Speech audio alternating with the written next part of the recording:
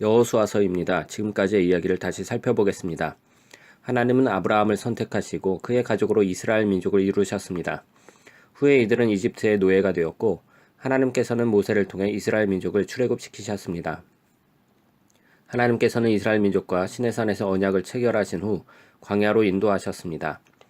이스라엘이 광야를 지나 약속의 땅을 앞둔 모압 평지에서 진을 쳤을 때 모세는 이스라엘에게 하나님의 율법에 순종하라고 요구합니다. 율법을 지킴으로 하나님이 어떠한 분이신지를 온 열방에 보여줄 수 있도록 말이죠. 여호수아서는 모세가 죽은 후 이스라엘이 가나안 땅에 들어가려는 시점에서 시작됩니다. 여호수아서는 크게 네 부분으로 구성되어 있습니다. 먼저 여호수아는 약속의 땅으로 이스라엘을 이끌었고 그곳에서 그들의 적인 가나안 부족들을 만나게 됩니다. 그래서 가나안 부족과 전투를 벌이게 되고 전쟁의 승리 후에 여호수아는 약속의 땅을 12지파의 유업으로 분배합니다. 그리고 백성을 향한 여호수아의 마지막 설교로 마무리됩니다. 그러면 자세히 내용을 살펴보도록 하겠습니다. 첫 번째 부분은 모세의 죽음으로 시작됩니다. 그리고 여호수아가 이스라엘의 새로운 지도자로 세워집니다. 이 책의 저자는 의도적으로 여호수아를 새로운 모세로 묘사합니다.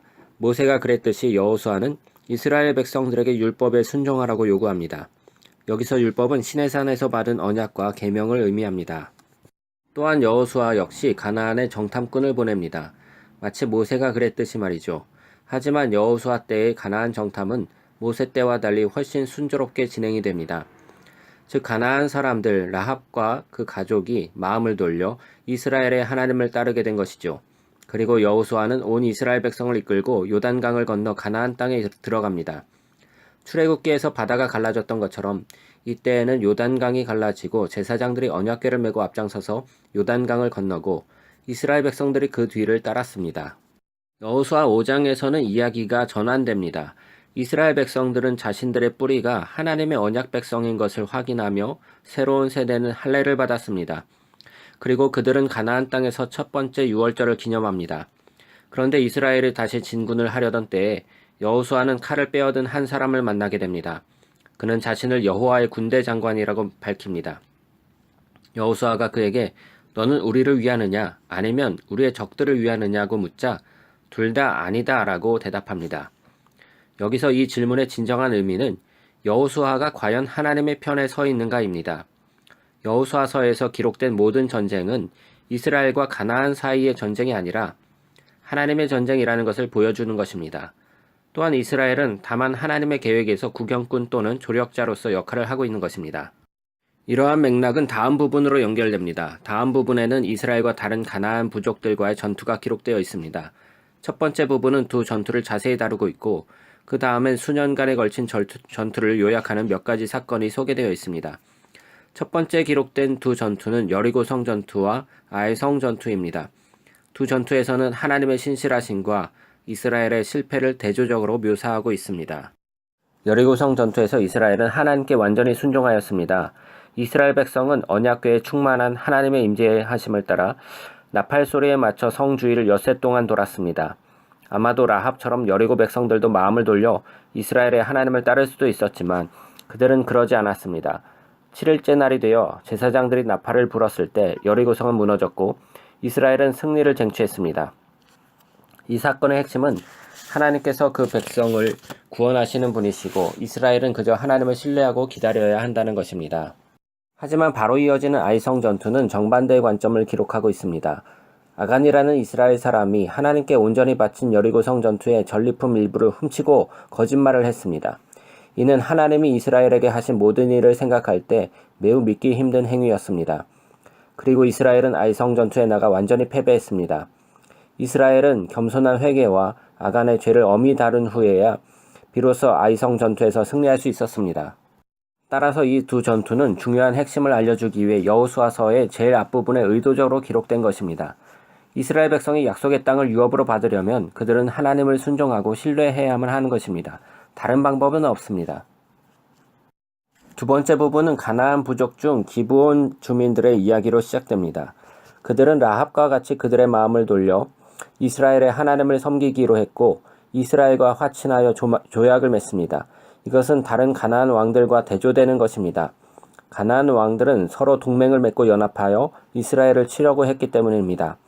이스라엘은 이들과 전투를 하여 큰 승리를 거둡니다. 12장은 모세와 여호수아가 거둔 이스라엘의 승리를 요약하며 마무리됩니다. 여기서 잠깐 멈춰보겠습니다. 지금까지의 모든 전투와 폭력이 여러분을 신경 쓰이게 할 수도 있을 것입니다. 여러분이 예수님을 믿는 사람이라면 이러한 생각이 들 수 있을 것입니다. 예수님은 원수를 사랑하라고 하지 않으셨는가? 왜 하나님은 가나안에서 전쟁을 선포하셨을까? 첫째, 왜 가나안 부족과 전투를 해야 하는 것일까? 그에 대한 주요한 이유들은 성경의 앞부분에 드러나 있습니다. 가나안 부족의 문화는 도덕적 관점에서 극도로 타락한 상태였습니다. 특히 성적인 부분에서 그렇습니다. 이 내용은 레위기 18장에서 확인할 수 있습니다. 또한 자녀를 제물로 바치는 관습이 널리 퍼져 있었습니다. 이 내용은 신명기 12장에서 확인할 수 있습니다. 그래서 하나님께서는 이러한 관습들이 이스라엘에 영향을 미치는 것을 원치 않으셨기 때문에 가나안 부족들이 그 땅에서 떠나야만 했습니다. 두 번째, 하나님께서 정말 대학살처럼 가나안 부족의 진멸을 명령하신 것인가? 얼핏 보면 여호수아서에서 기록된 구절들을 확인해 보면 이스라엘은 이들을 진멸하고 호흡이 있는 자들은 하나도 남기지 않은 것처럼 여겨집니다. 그러나 여러분이 다시 한번 그 구절들을 자세히 살펴보면 글자 그대로의 의미라기보다는 과장법을 사용한 문학적 표현이라는 것을 발견하게 됩니다. 신명기 7장의 가나안 부족에 관한 당초의 명령을 살펴보면 이스라엘에게 가나안 부족을 쫓아내라고 먼저 말씀하시고 그리고 다음으로 진멸하라고 하셨고 다음으로 이들과 혼인하지 말며 어떠한 언약도 맺지 말라고 명령하십니다.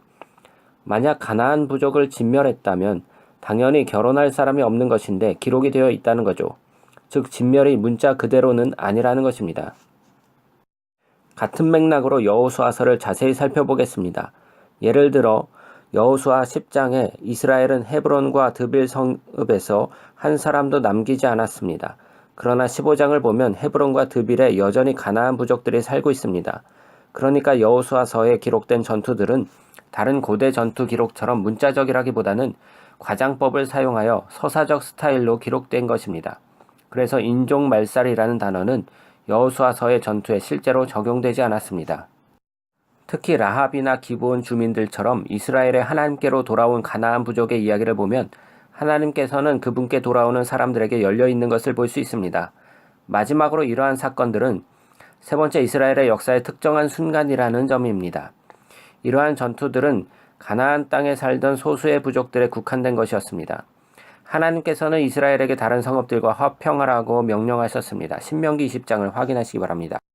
따라서 이들 전투를 기록하신 목적은 여호수아를 읽는 우리에게 하나님의 이름으로 폭력을 행사라고 하신 말씀이 전혀 아닙니다. 오히려 이 기록들은 역사의 특정한 순간에 인간의 악한 행위에 대해 하나님께서 정의를 행하신 것과 하나님께서 어떻게 가나안 족속들로부터 이스라엘이 진멸당하는 것을 막으셨는지를 보여줍니다. 이제 여호수아서의 구성을 다시 살펴봅시다. 수년간의 전투가 끝난 후 여호수아도 나이가 들었습니다. 여호수아는 가나안 땅을 이스라엘의 12지파를 위해 분배하기 시작합니다. 이 부분의 상당 부분은 분배된 땅의 경계선을 나열하고 있습니다. 솔직히 약간 지루한 부분입니다. 그림이 없는 지도를 읽고 있는 기분이죠. 그러나 이스라엘 백성들에게 이 목록은 굉장히 중요한 것입니다. 하나님께서는 아브라함의 후손들이 약속의 땅을 유업으로 받을 것이라고 말씀하셨고 이것은 하나님께서 아브라함에게 하신 바로 그 언약의 성취인 것입니다. 분배의 상세한 내용을 지나 이제 마지막 부분으로 이어집니다. 여호수아는 이스라엘 백성들에게 신명기의 모세처럼 마지막으로 두 번의 설교를 합니다. 여호수아는 백성들에게 하나님의 자비하심과 하나님께서 어떻게 이스라엘을 약속의 땅으로 인도하시고 가나안 부족들로부터 보호하셨는지를 상기시킵니다. 여호수아는 이스라엘 백성들에게 가나안 부족들의 우상들로부터 마음을 돌이키고 하나님과 맺은 언약에 신실하라고 요구합니다. 이스라엘 백성들이 이렇게 한다면 약속의 땅에서 생명과 복을 받을 것이지만 이스라엘 백성들이 신실하지 않는다면 가나안 부족들이 겪었던 동일한 하나님의 심판을 자초할 것입니다. 이스라엘은 약속의 땅에서 쫓겨나 포로가 될 것입니다. 그래서 여호수아는 이스라엘에게 선택을 하라고 합니다. 이스라엘은 앞으로 어떻게 살아갈까요? 이 질문은 여호수아서가 끝날 때 떠오르는 가장 큰 질문입니다. 여기까지가 여호수아서의 내용입니다.